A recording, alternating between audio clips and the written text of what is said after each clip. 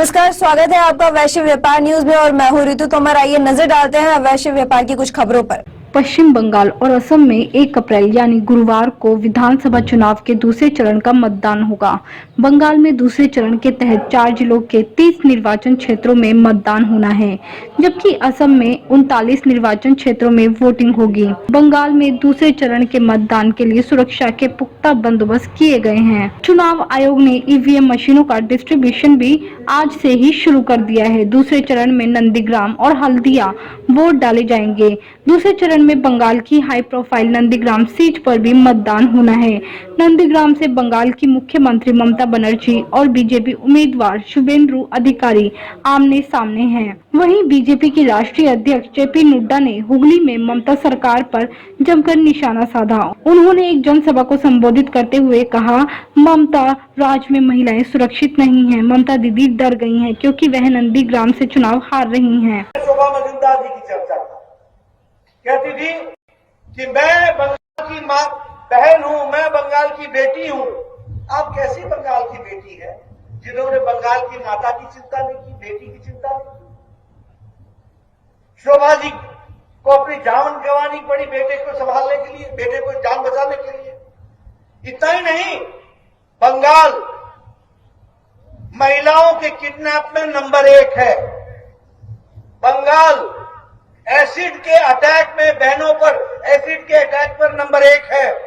Bengal attempt to murder में सबसे आगे है। बंगाल अनसॉल्व्ड मिसिंग केसेस में सबसे नंबर आगे है।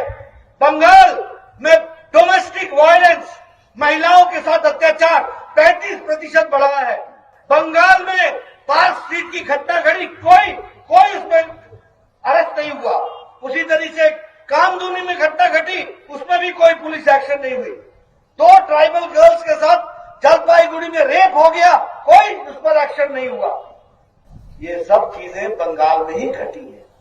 मैं ये इसलिए कह रहा हूं कि मां माटी मानुष कहने वाले लोग, बंगाल की बेटी कहने वाले, बंगाल की बहन कहने वाले, बंगाल की मां कहने वाले, बंगाल की दीदी कहने वाले, उन्होंने बंगाल की बहनों की क्या चिंता की।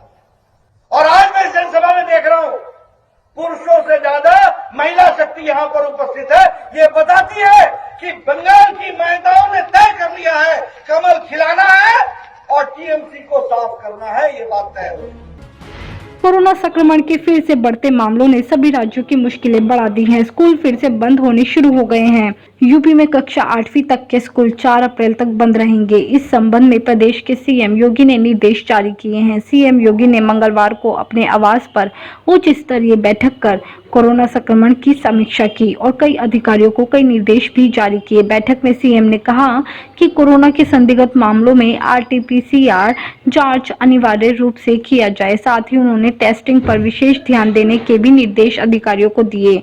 सीएम योगी ने कहा कि समूह में संचालित संस्थानों, बालिका संरक्षण गृह, वृद्धाश्रम, अनाथाश्रम आदि में टेस्टिंग प्राथमिकता पर की जाए। फिलहाल वैश्विक व्यापार की न्यूज में इतना ही। बाकी और खबरों के लिए देखते रहिए वैश्विक व्यापार न्यूज। मुझे दीजिए इजाजत। नमस्कार।